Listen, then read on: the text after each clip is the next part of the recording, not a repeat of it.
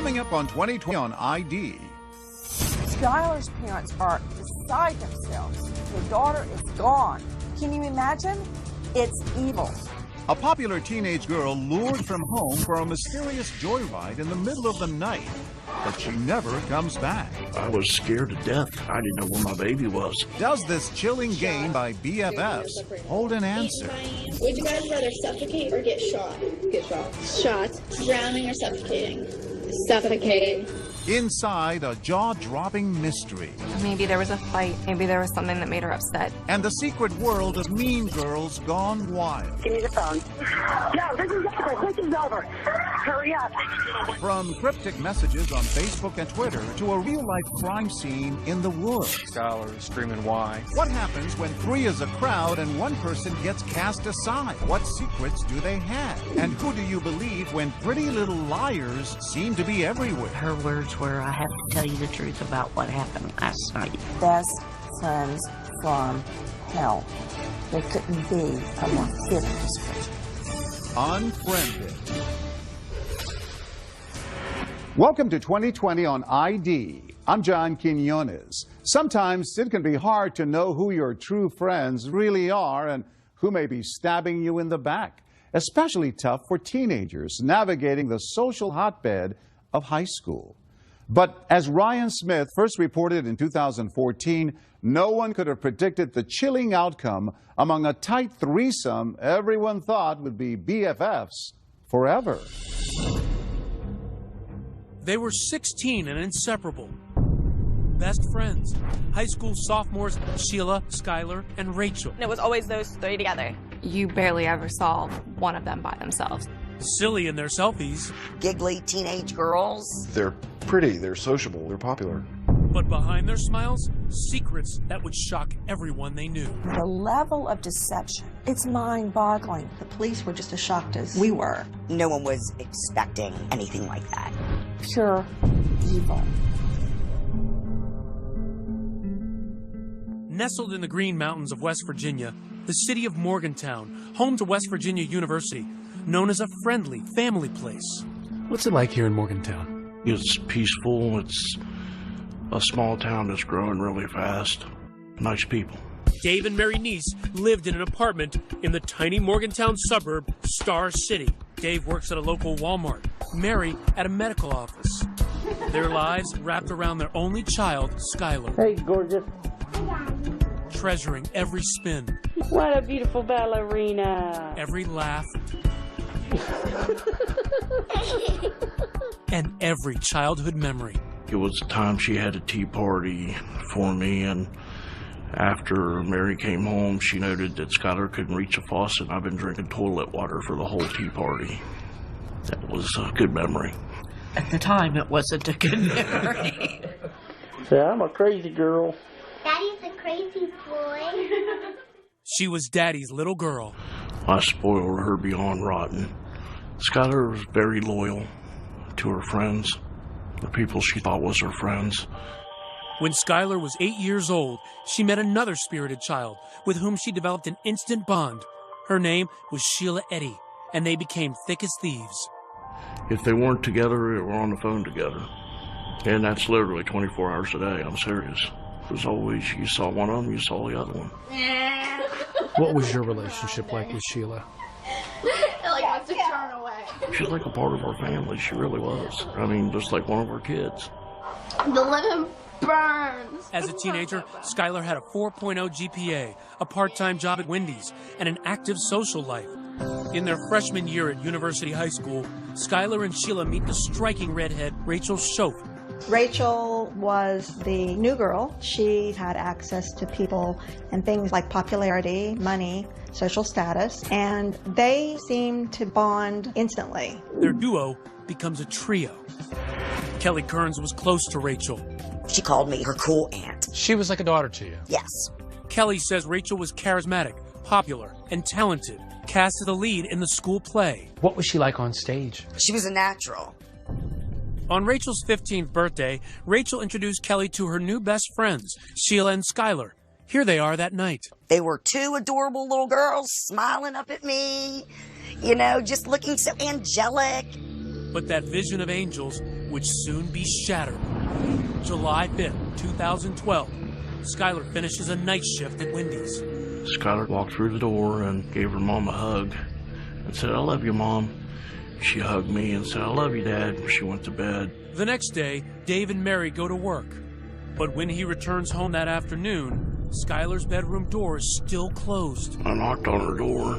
There was no answer. So I said, "Sky, come on, you got to get up." And I still didn't get an answer. So I opened the door. I looked down at her bed and it hadn't been slept in. And it scared me. So I immediately called Mary.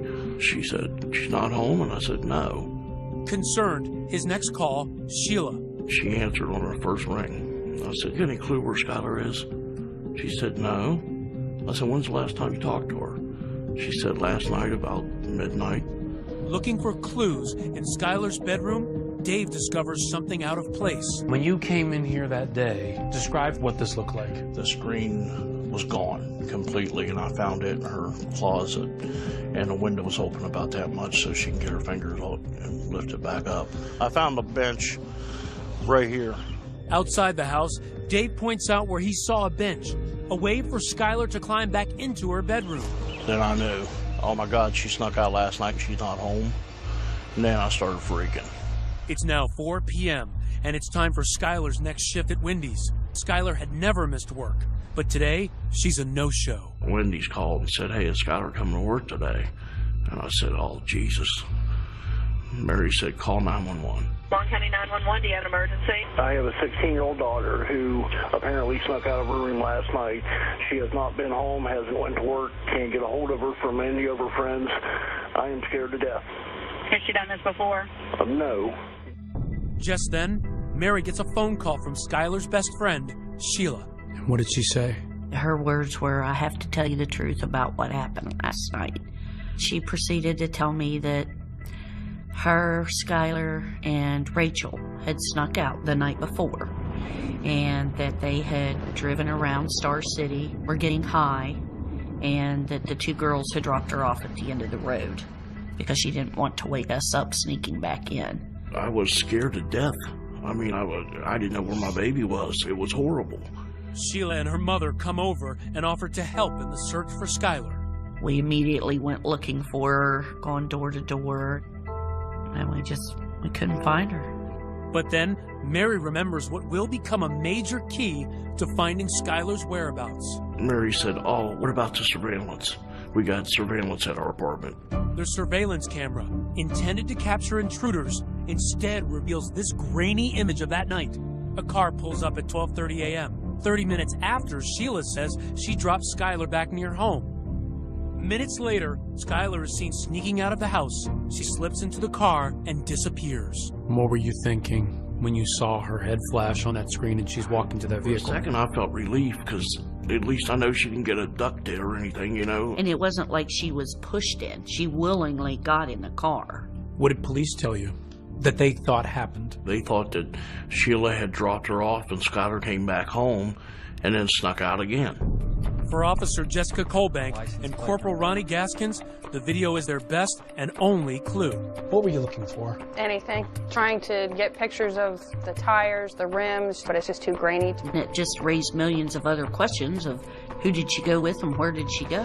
Next, a father frantically following every lead. I'd jump in my car and fly to the place they thought they saw Skylar. I'd go down to the supermarket and scream her name. What happened to Skylar? Everyone has their own theory. I thought something happened at home. She wanted to get away. Got drunk and fell and hit her head. Somebody maybe followed her home. Somebody's just too scared to tell us what really happened. Stay with us.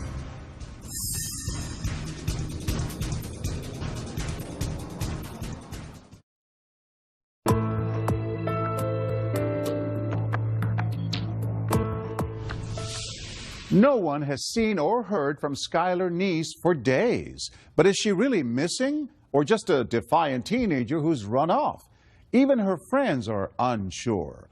Ryan Smith picks up the story as police focus on their one and only clue. This is the last sighting of 16-year-old Skylar Neese. Surveillance video outside of her home in West Virginia. An eerie vision as she sneaks out of her bedroom, enters an unknown car, and vanishes. Surveillance video from the James Place apartments showed the 16-year-old girl willingly leaving the complex. A parent's worst nightmare. Anyone with information on Skylar's whereabouts? She seems to have left home voluntarily, so police do not activate an Amber Alert. Officer Jessica Colbank is assigned to the case 2 days after Skylar's disappearance. Did you think it was a runaway case at that point? It does happen. Kids run away, they come home a couple days later, or the parents find them. Skylar's parents, Dave and Mary, are frantic. Dave pleads on local TV for help, begging his daughter to come home. We love you. Come home as soon as you can, baby. Honey, if you're scared, don't be scared. You're not in trouble. We need to talk, and that's all, honey. Just come home. Each time they get calls with possible Skylar sightings, they rush into action. I'd jump in my car and fly to the place they thought they saw Skylar. I'd go down to the supermarket and scream her name. I mean, everywhere they thought they saw Skylar, we were there. Skylar's friends were worried, but hopeful. Morgan Lawrence has known Skylar since they were 3 years old. I thought maybe there was a fight, maybe there was something that made her upset, and that she'd be back the next day. I thought maybe something happened at home. She wanted to get away. Amarette Hughes, another friend, writes Skylar messages on Facebook, pleading with her to come home. Hi, beautiful. I love you and I miss you. Come home soon. The inseparable trio of Skylar, Rachel, and Sheila is now missing a key member. As for Rachel, just hours after Skylar's disappearance, she's happily posing for pictures on a boat with her family friend, Kelly Kearns. But Kelly says Rachel is worried about her missing friend. I mean, she was texting all the time. She seemed urgent. Meanwhile, her other best friend, Sheila, is in constant contact with Skylar's parents, helping them post missing person posters, tweeting messages like this: was really waiting for Skylar to come home today. Just days after Skylar's disappearance, Sheila comes to the niece's home, devastated, with a special request. She says, is it okay if I go back and sit in Skylar's room for a few minutes? She was crying, Sheila was. Crying pretty hard, and she was sitting on her bed, so I just sat down on the bed beside her and rubbed her back. So I was trying to, console her, make her feel better. She was going through the same thing we were going through, just at a smaller level, I mean, this is our baby that's gone, and we're flipping out, and her best friend's gone. I mean, it's horrible.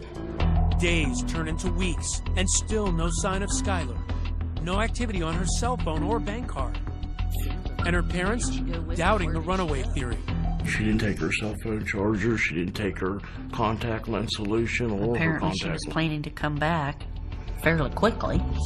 And in tight-knit Morgantown, people are searching for Skylar and wondering what could have happened to her, like local crime writers Jeff Fuller and Daylene Berry. And there were lots and lots of rumors floating around. Got drunk and fell and hit her head. Somebody had come through the drive-through window where she worked at Wendy's, and they, maybe followed her home. Or that she'd met someone on the internet.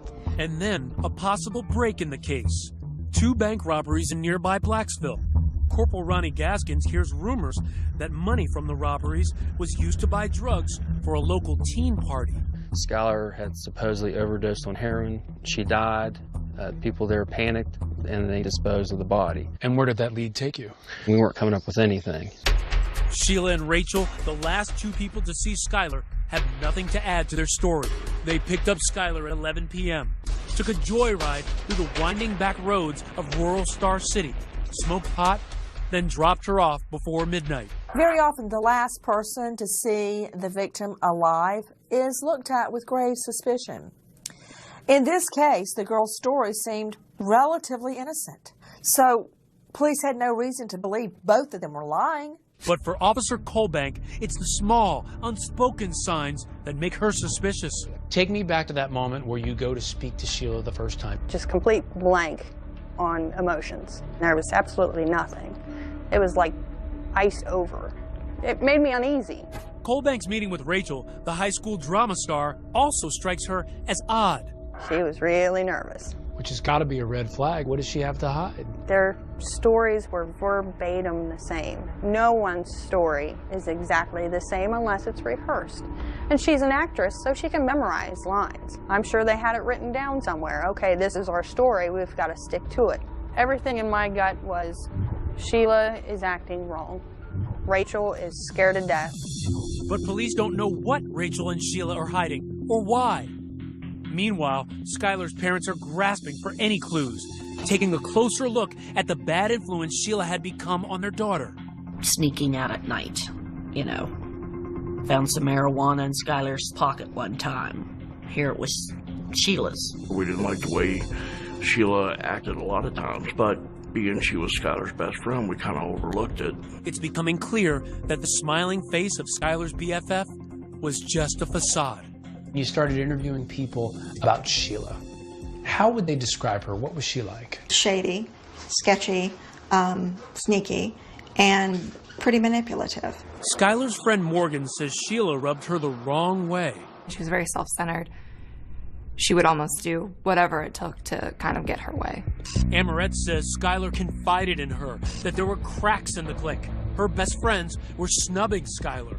These pictures that Sheila posted on the website Meet Me suggest Skylar had become a third wheel. She just thought that they were becoming closer, so they were just pushing her out. She was really upset about it. The slights were sometimes subtle, but clear as day for Skylar. They were dressed the same. They both wear dresses or skirts, but they wouldn't tell Skylar, and they would say it was more like a coincidence, but I secretly think that they planned it. Are Sheila and Rachel hiding a secret about what happened to their best friend? Officer Colbank is determined to find answers, to bring the niece's daughter home. And I promised Dave and Mary the very first day that I met him, I said, I'm a bulldog in my investigations. I said, I don't care if it takes me 10 years to find the truth. I will eventually find it. Next, the girls play a strange, secret game, captured on camera by Skylar. Drowning or suffocating? Suffocate. Where would it lead? Stay with us.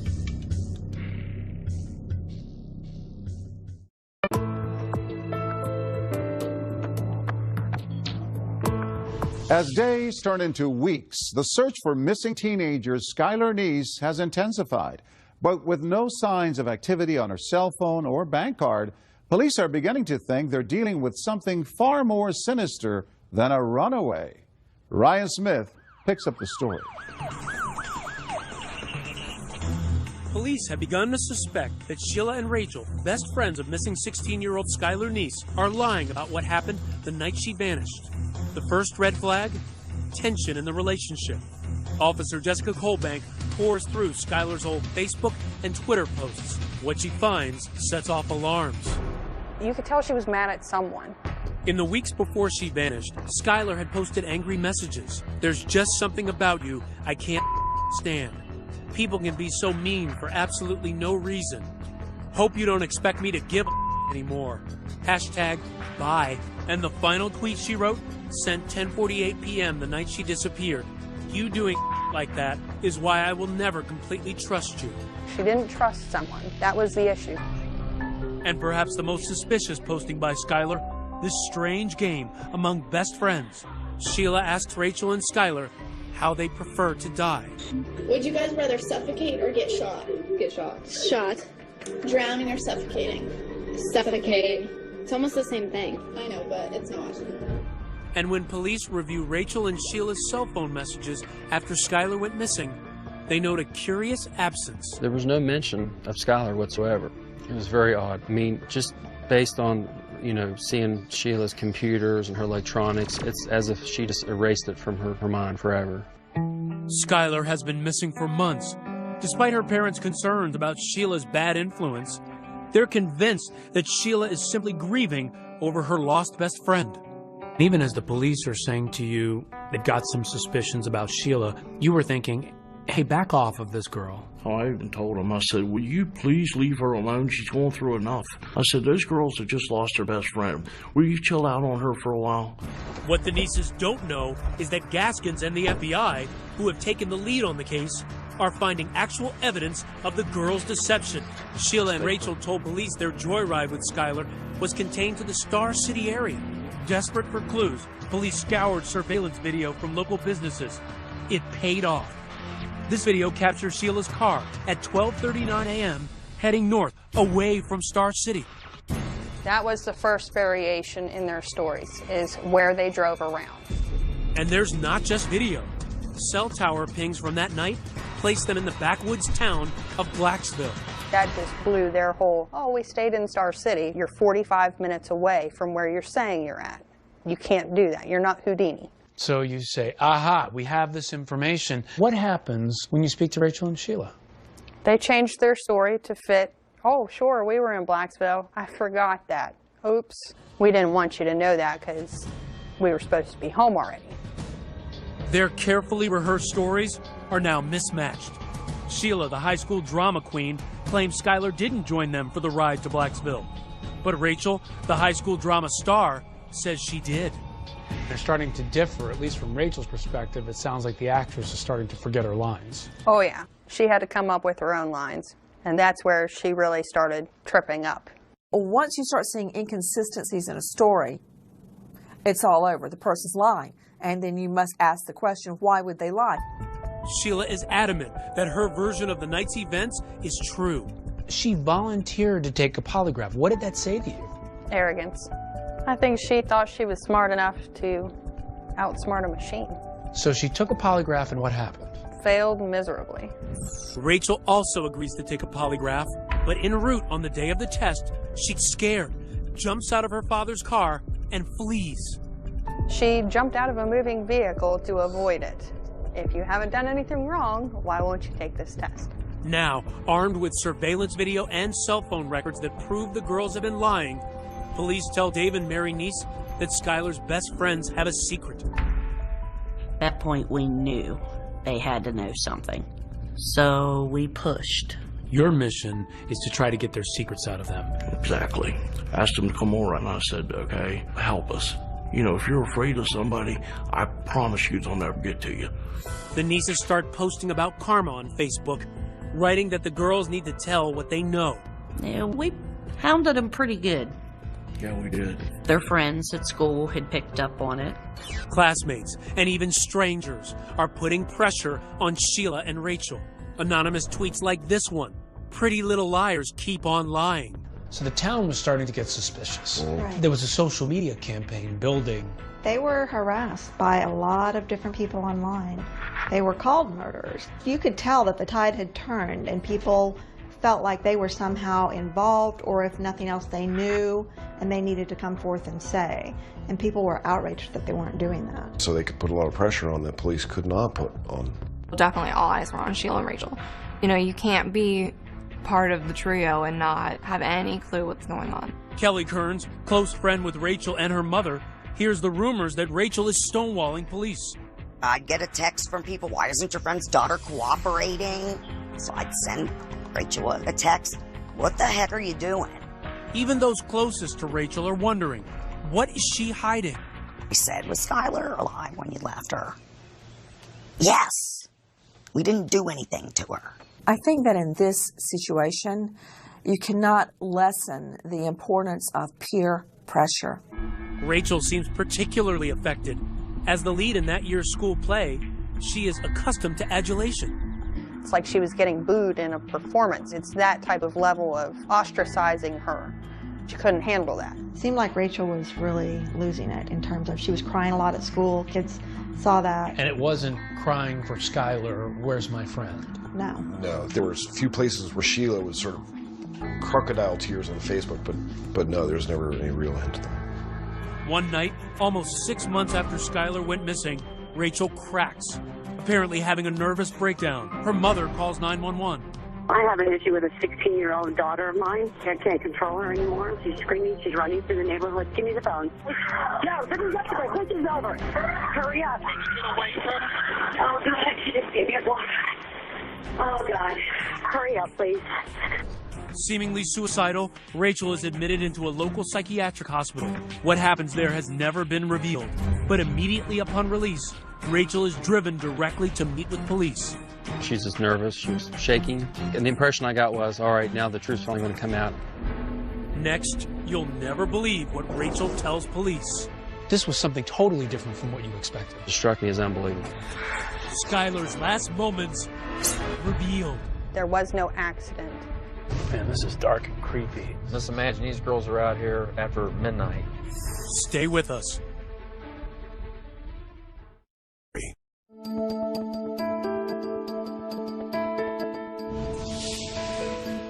University High's leading lady, Rachel Schoaf, is not able to keep up the act anymore.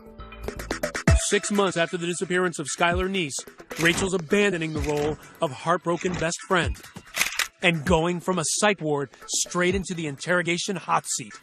She was just nervous. She was shaking. She's finally about to come clean to police about what really happened to her 16-year-old BFF. It was a plot twist no one saw coming. The first words out of her mouth were, "We stabbed her." This was something totally different from what you expected. Took us a minute to kind of settle down. Okay, what do you mean you stabbed her? Rachel tells Corporal Ronnie Gaskins she and Sheila began plotting to kill Skylar months earlier during science class. They were joking how they would dispose of a body. Then it got more sinister. We need to figure out how we're going to kill her. They don't know how to use guns, so they would use knives to stab her. The students said, they thought they were joking. They did know for sure that they didn't like Skylar by how they talked about her. So one of them even warned Skylar, and Skylar blew it off after confronting them. Rachel wanted Skylar dead now because, get this, she was about to leave for church camp. So one midsummer's night, she and Sheila gathered some critical tools: a shovel, paper towels, bleach, wipes, a change of clothes, and kitchen knives. And they arranged to meet with Skylar. Remember this grainy surveillance video? Police couldn't make out the car. Turns out it had been Sheila's all along. 12:30, they arrive at Skylar's house, the knives hidden in their hoodies. 5 minutes later, Skylar emerges. They drive out of Star City, past Blacksville, and across state lines to Pennsylvania, and into the woods of a town called Brave, where Skylar is about to face the fight of her young life. And they're driving on this road that we're on right now. Yes. And Skylar's in the backseat having no idea what's about to happen. She has no clue. Gaskins takes me back to the murder scene. Man, this is dark and creepy. I mean, Just imagine these girls are out here after midnight. And recounts what Rachel confessed. All three girls exit the car, and they walk down this road. The girls find a grassy area to sit and smoke marijuana. Skylar gets up and starts walking back to the car to get a lighter. That's when they execute their secret plan. Sheila and Rachel get up behind her and count. 1, 2, 3. And on 3, that was the time for them to start stabbing Skylar. Right here, Skylar is being stabbed by her two best friends. Yes. Skylar takes off running, with her two friends giving chase. Rachel tackles Skylar, and the pair continue to repeatedly stab their BFF. And according to Rachel, Skylar is screaming, "Why?" And then they try slitting her throat because they had read that it would kill her quicker if they cut her jugular. The plan was to bury her, but the ground was too hard. So instead, they drag her body to the side of the road and cover her with branches, rocks, and leaves. They don't even bother to really conceal her. They changed into clean clothes, they wiped down the car, and they left. Like nothing happened. This was calculated, planned out, thoroughly thought of before this night. The perfect murder plot. Everything planned to the T. But why? Her only answer to that was, "We just didn't like her." "What do you mean you just didn't like her?" "We just didn't like her." Well, why not? Did you ever get the sense with Rachel that she was really remorseful? She seemed to be relieved that the truth has been told. She doesn't have to hold it in anymore. It's not eating at her anymore. Shockingly, even though Rachel confessed, Gaskins doesn't arrest her. So we had no body. We had no physical evidence. I mean, we had all this circumstantial evidence, but we needed something more concrete. And there had been no cracks in Sheila's armor. So to try and nail her, that night, police put a wire on her friend Rachel, hoping Sheila incriminates herself. Sheila doesn't take bait. Instead, two killers take this smiling selfie together. Sheila tweeting, "Finally got to see Rach." Then, a break. Police think they have an ace in the hole, linking Sheila to the murder. They find traces of blood in her car. We had to do a DNA confirmation. Meanwhile, Rachel continues to give critical details to police. Details Skylar Neese's parents so desperately await, like the location of Skylar Neese's body. In this area right here is where we were able to finally locate Skylar's remains. She was 1, 2, 3, 4, 5, 6, maybe 7 steps away from the road. Back in Star City, the Neese family is holding a vigil on what would have been Skylar's 17th birthday. They are finally told the news they've been dreading. Skylar has been murdered. I was outraged. I was a mess. All these emotions run through my head at once. The search for Monongalia County teenager Skylar Neese is over. Skylar was our world, and now she's not here. Soon the news breaks publicly. Father, we thank you for joining us here today. But not the identities of the killers. And immediately, Sheila Eddy takes to Twitter to join the chorus of grief. Worst day of my life. The pain is real. And rest easy, Skylar. You will always be my best friend. At the same time she is pretending to mourn online, Sheila is brazenly taunting police, tweeting messages like, "Wonder if there's a Law and Order SVU where they don't figure it out." And, "We really did go on 3. A seemingly blatant reference to the crime. But what Sheila doesn't know is that authorities get their biggest break yet. Conclusive evidence linking her to the murder. A DNA match confirms that blood from the trunk of Sheila's car is Skylar's. It's that final piece that really nails Sheila. That was news that I was waiting to hear. Finally, with enough evidence to arrest Sheila, Gaskins closes in and tracks her to the Cracker Barrel, where she is having breakfast with her mother. I just want to be able to get her right then and there, get her into custody. It's a race against time at this point. Right. We're not just dealing with a 16-year-old girl. This is a cold-blooded murder. It's the end of the road for Sheila. She is leaving the Cracker Barrel just as Gaskins pulls up, cuffing the teen killer right there in the parking lot. I advised them she was being charged with the murder of Skylar Neese. What did it feel like for you to finally arrest Sheila? It was just an amazing feeling. It's also a huge victory for that young cop who wouldn't quit, Jessica Colbank. Elation. Pure joy. What did you say when you brought her to jail? Home sweet home. And then we shut the door with a big old grin on my face. Case closed for Colbank, but for Skylar's parents, Dave and Mary, sicko. Learning the killer's identities not only brought more heartache and devastation, but also fury. They're acting like they really care. And they're the ones that's responsible for the whole thing the whole time. Casting devastating new light on that moment when Sheila was overcome with emotion in Skylar's bedroom. Oh, my Lord, and we believe that garbage. Can you imagine? Your daughter's killer sitting on your daughter's bed, crying, and the mother putting her arms around her daughter's killer. Skylar trusted those two little witches, and it cost her life. Best friends like that, you don't want any enemies, that's for sure. How could they do that to their best friend? And the reason Rachel gave? That they just didn't like her? That's the biggest line of crap I've ever heard in my life. There has to be a reason. You don't do stuff like that for no reason. When we come back, the real motive? Was Skylar hiding something about her friends? Did she know too much? Skylar knew stuff about them that they didn't want out. Her secret diary revealed. Stay with us.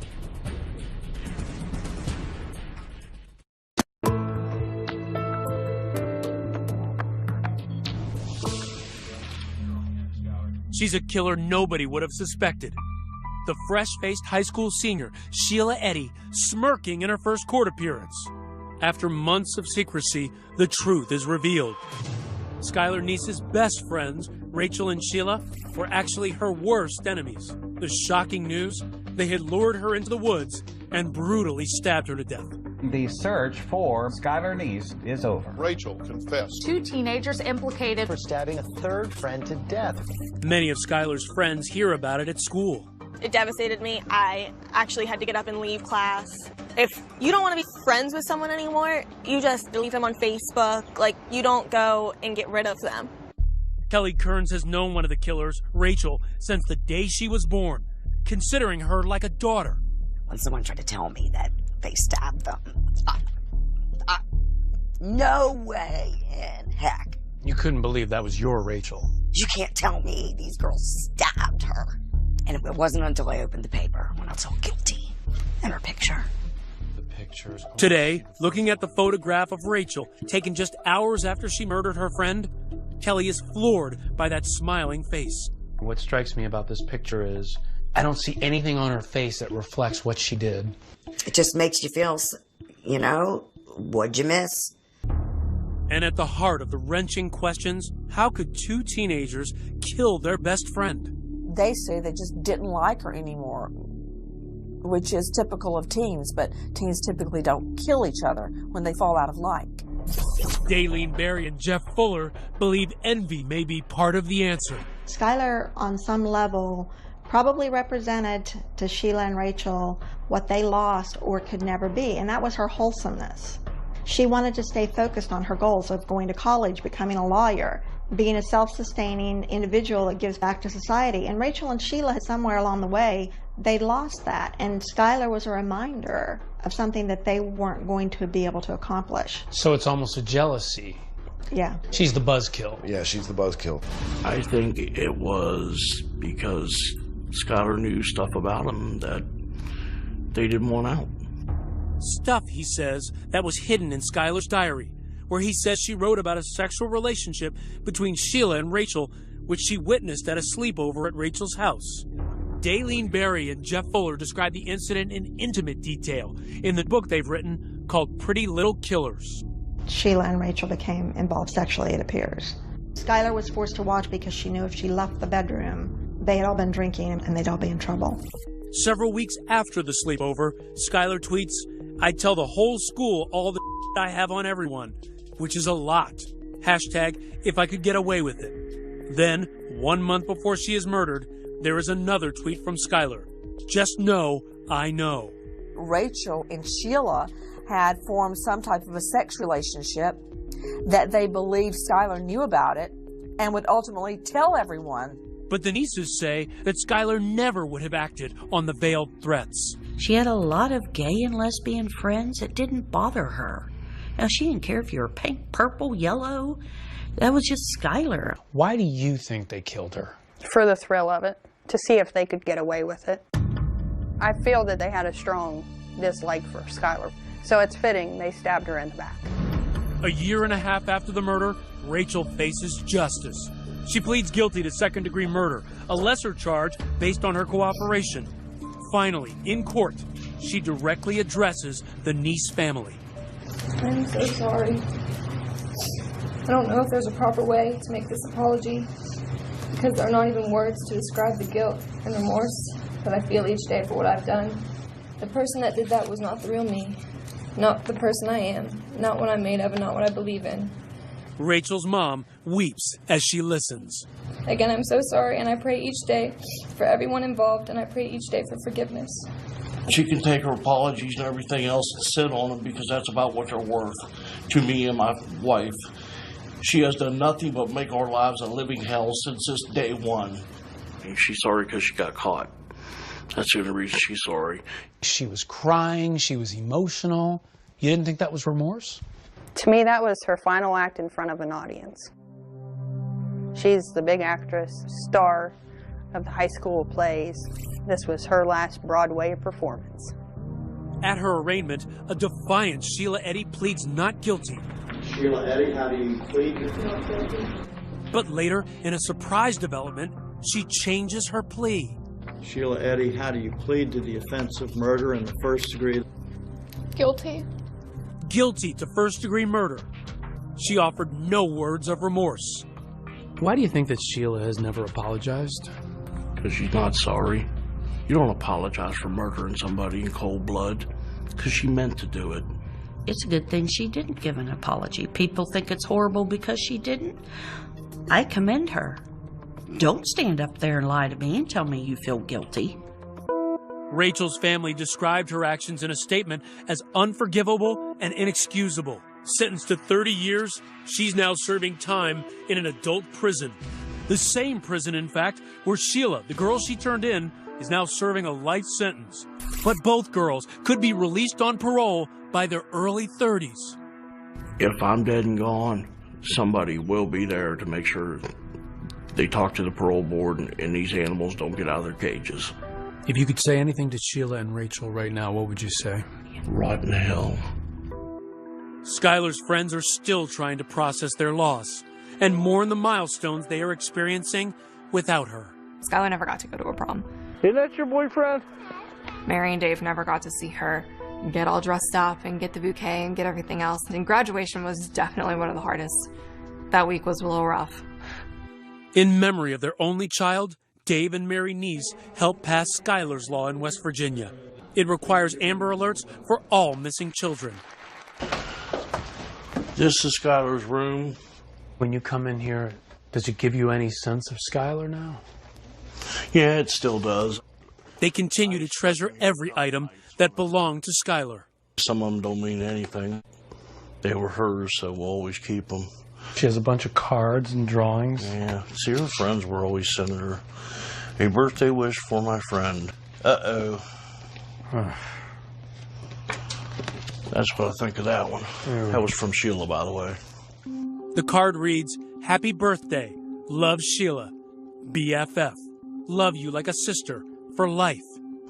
For Dave, it's just one more reminder of the searing betrayal that has destroyed their world.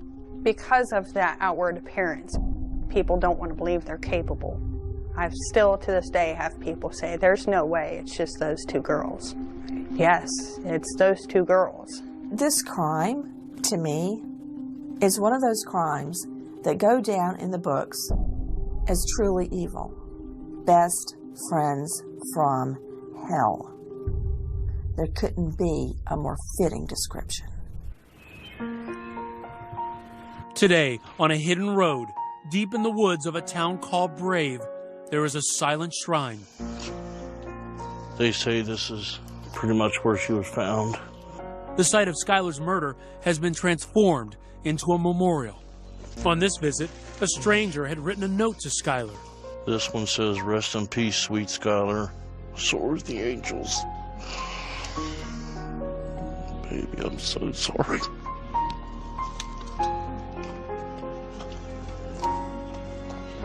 If there's one lesson to be learned in here, and one lesson only, know who your friends are. Dave and Mary Neese moved from the apartment building where they were living. They say it's just too painful to remain where Skylar once lived. As of 2015, Sheila Eddy and Rachel Schultz both remain in the same prison. I'm John Quinones. Please join us next time for another edition of 2020 on ID.